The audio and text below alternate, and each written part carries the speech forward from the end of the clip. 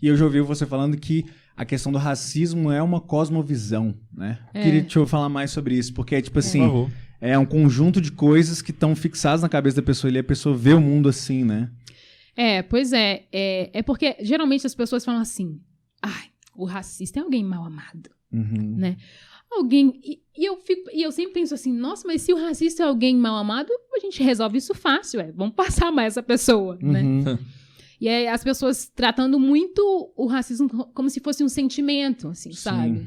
E sentimento é algo, assim, eu acho um pouquinho mais fácil de tratar, assim, né? Porque ninguém nasce, assim, odiando algo ou amando algo, porque é um sentimento. O sentimento precisa de ter algo, assim, pra... Uma né? experiência com aquilo, né? Você fala, né? Pois é. E não que a cosmovisão não gere sentimentos, porque gera, né? Então, a minha proposta de analisar racismo como uma cosmovisão é porque eu vi que, quando eu me deparei com esse conceito, né, porque cosmovisão seria um conjunto de crenças, né, a forma como você enxerga o mundo, né, não somente a forma como você enxerga, mas na forma como você experimenta o mundo. E alguns teólogos, eles utilizam a palavra cosmovisão para dizer, como se fosse um sinônimo do coração, né? Quando você lê a Bíblia, tem vários momentos nos quais Deus diz assim, olha, reforme o seu coração. Se você vê, eu acho que Isaías, Deus está todo mundo, reforme o seu coração, reforme o seu coração. E aí depois eu fui ver que o coração é a fundamental, a fundamental do ser humano, onde a pessoa tem os desejos mais profundos, as crenças, tem a fundamental, né? E que afeta as nossas ações, afeta como a gente toma atitudes, afeta como a gente vê o mundo, como a gente deseja o mundo. Eu falei assim, gente, isso tem tanto a ver com racismo, porque a cosmovisão, ela é feita de crenças, né? E um coração racista, ele acredita em certas mentiras, né? Então, por exemplo, quando você fala assim, olha, o cabelo do fulano é ruim. Eu cresci ouvindo isso. Sim. Né? E você cresce ouvindo isso, essa mentira que era tomada como verdade, só que as frases, elas não são soltas, né? Vou dar um outro exemplo, assim, as pessoas, provavelmente vocês ouviram isso também, o povo fala assim, homem não presta, homem é tudo igual. O povo acha que é uma frase solta, mas não é. Vai ter um tanto de mulher falando assim, homem é tudo igual mesmo, pega qualquer um, sabe? Casa com qualquer um. Então, homem trai mesmo. As pessoas elas acreditam isso afeta o coração, a cosmovisão deles. E eu acho que é a mesma coisa com o racismo. Então, você cresce em um país onde a cultura, a cosmovisão acredita que o traço que está mais próximo do negro, os traços físicos, a textura do cabelo, mais do negro, o tom de pele, é algo negativo. Você pega essas crenças e elas se fundamentam no seu coração. Tanto que, gente, eu cresci, era tão simples você ouvir uma pessoa falando assim, mas fulano tem cabelo ruim, né? E achar que era coisa mais normal, só que aí você vai lá em Gênesis e Deus fala assim, olha, e viu que tudo era muito bom. Só que eu não tinha repertório na minha infância ou na adolescência para olhar para Gênesis e falar assim, Deus criou, mas será que ele errou alguns? Ele errou na hora de fazer esse traço X? Essa crença, né, essa verdade, ela não estava dentro da minha cosmovisão e acredito que não estava na cosmovisão da cultura brasileira. Porque todos os países do mundo, eles respondem a essas perguntas. A resposta do que é bom, o que é verdade e o que é lindo. Então, as culturas, elas respondem partindo da cosmovisão deles. Então, quando você pensa no racismo, você olha para essas perguntas e você fala, olha, tem algo que é bom e tem algo que é ruim. Então, você está falando assim, olha, Deus, ele fez algo muito bom, que é o branco, mas os outros, ele deu uma escorregadinha. E assim, foi usar até algumas certas distorções teológicas para afirmar isso. Você citou agora há pouco a questão da maldição de Cã. Eu lembro, mais ou menos nos anos de 2010, isso começou a ser muito falado por causa de um pastor conhecido do Brasil que era deputado. E muitas pessoas afirmavam isso e acreditavam isso. A África é amaldiçoada por causa da maldição de Cã, que não sei o quê. Mas isso também foi usado como argumentação até de escravidão, sei lá, do século XVII, não sei. Algumas regiões usavam isso, assim, eles... os negros podem ser escravizados porque eles foram amaldiçoados, né? E usavam uma justificativa teológica para isso também. Queria que você falasse um pouco sobre isso, porque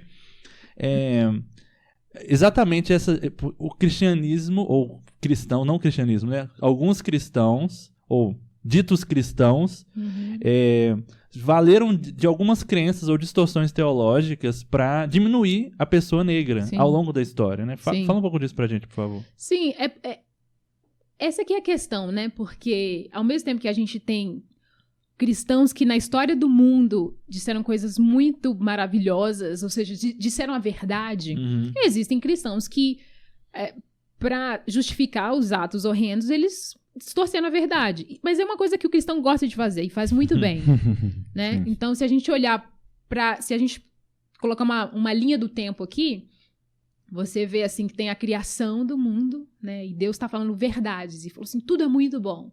Só que aí, tipo assim, aí tem a queda que realmente atrapalha tudo, a história, né? E nessa queda alguém tá falando mentiras.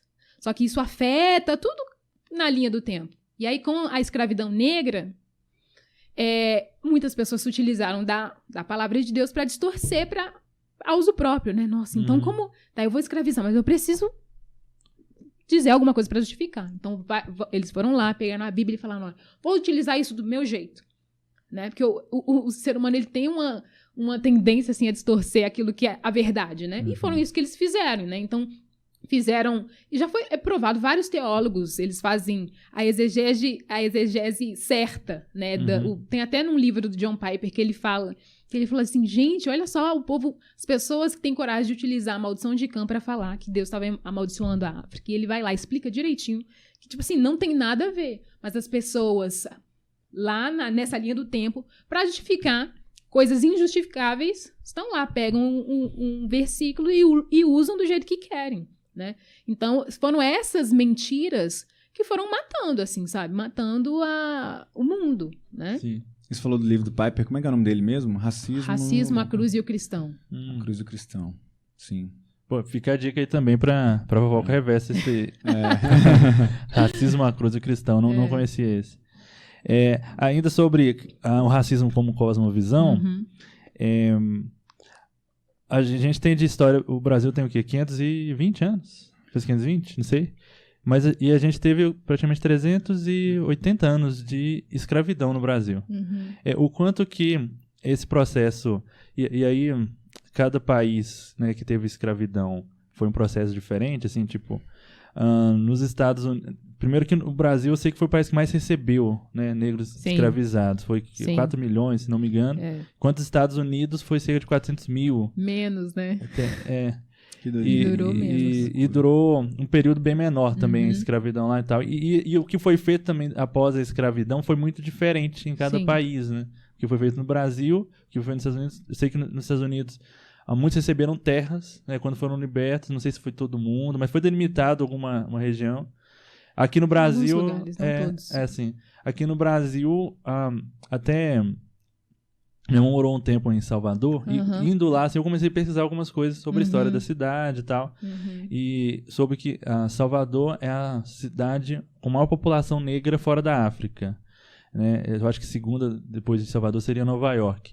E algumas coisas que eu comecei a observar de construção da cidade, tipo, vários lugares onde hoje são favelas, eram onde tiveram quilombos. E aí acabou se desenvolvendo uma comunidade ali. E várias comunidades, várias favelas de Salvador tem isso assim na história, de que aqui antes tinha um quilombo. E até alguns nomes de ruas, etc. São isso, né? E assim como os bairros nobres de Salvador, vários eram onde eram os antigos, os casarões, né, das fazendas e tal.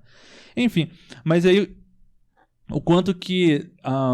essa nossa história como Brasil, como de escravidão, e uma pós-escravidão que não foi exatamente tratada, influenciou nessa nossa cosmovisão? Sim.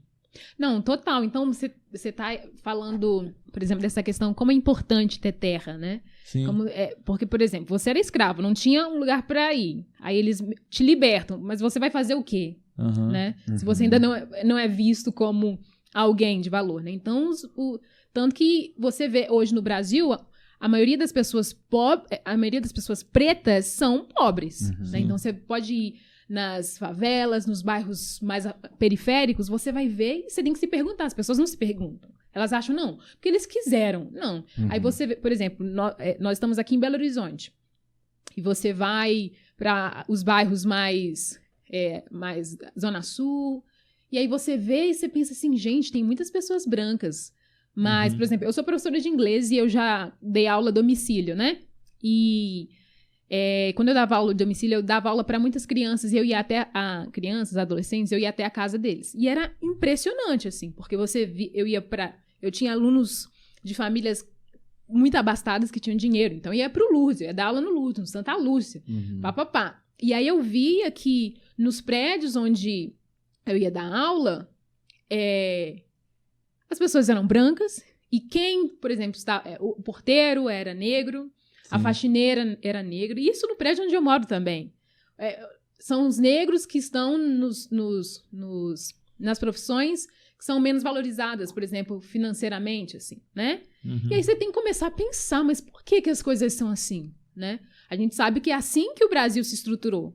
Então, pensando nisso, as pessoas vão achar, não, então o branco é que é bom, assim, porque ele que está nos melhores, eles moram nos melhores bairros, eles se formam. Por exemplo, vou dar um exemplo, eu tenho uma sobrinha, ela é médica, e aí em 2015 meu irmão mora em São Paulo, ela se formou na UFSCar, na Faculdade de São Carlos.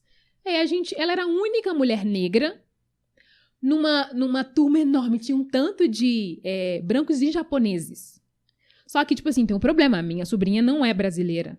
Ela é angolana, então, tipo assim, nem entra na estatística de negro brasileiro. Ela é a única mulher negra numa turma de médicos. E a gente já sabe que a medicina é uma profissão de status, uma profissão que paga bem. Então, você pensa, poxa, mas não tem nenhum negro brasileiro aqui? Você tem que começar a pensar, poxa, então a história, ela realmente não colocou os negros para poderem escolher, porque quem você quer ser? Entende? Eu fui voluntária num projeto, chama Projeto Reconstruir.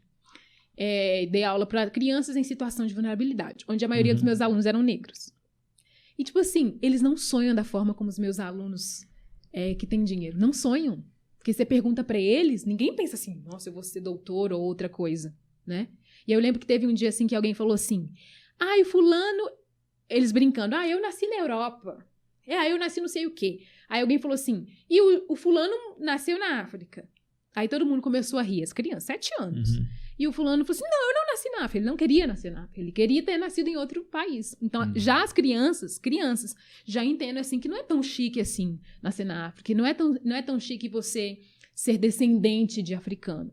Chique é você ser descendente de europeu. Várias vezes já vi pessoas ao meu redor que falavam, nossa, seria tão bom se eu fosse descendente de italiano, seria tão chique. Sim. Tem muito isso aqui no Brasil, né? Então as pessoas, a cosmovisão já coloca assim, já vai formando. Não, negro é ruim, negro é bandido, negro não gosta de trabalhar. Eu já ouvi várias pessoas falando assim pra mim, Flora, você é angolano, sua família é toda estudada.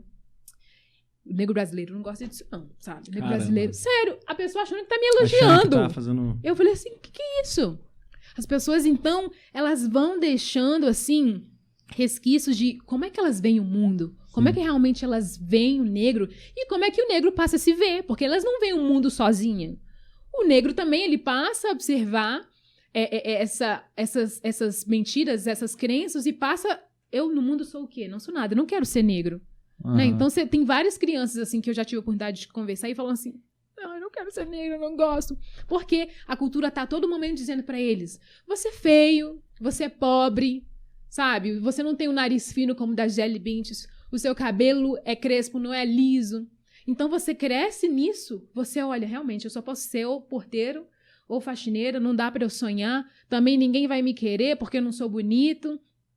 Então, você acaba criando uma visão de você distorcida, porque não foi assim que Deus falou que tudo é muito bom. O branco, o preto, o indígena, o japonês, tudo é muito bom, mas a cultura, a cosmovisão disse que não. Tem certas coisas que são boas, tem certas coisas que, tipo, Deus te aceita Jesus aí, sabe? Né? Porque na história a gente tem dessa questão da igreja espiritual, né? Lá nos Estados Unidos, Martin Luther King fala, olha, os negros, eles estão numa situação muito ruim.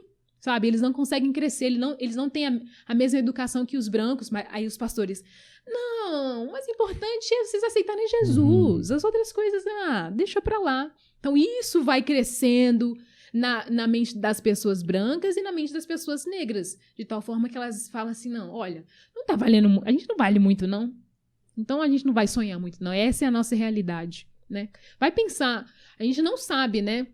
Porque os negros, é agora que os negros estão começando a frequentar terapia, né? Porque sempre foi uma coisa muito cara e é agora que as pessoas estão começando a dizer que é bom, né? Então não tem grandes estudos com pacientes negros, porque esses estudos sempre acessam a cosmovisão do cara, assim, sabe? Não tem grandes estudos para dizer, nossa, como é que as crianças negras e os adolescentes e os mais velhos se sentem? Porque hoje eu tenho uma aluna negra de inglês, e a mãe dela falou assim para mim, eu fico tão feliz da minha filha ter você como professora, porque é uma ligação boa, assim, e tal, né? E ela falou assim pra mim, Flora, como é que você não consegue ter raiva? Sabe? E essa mãe dessa minha aluna, a gente ficou amiga, agora a gente tem esse contato e tal, e ela é diferente, assim, em questão da estatística, porque ela é médica, né? Mas ela falou assim, eu não entendo como você ainda não consegue sentir, ainda não consegue, não.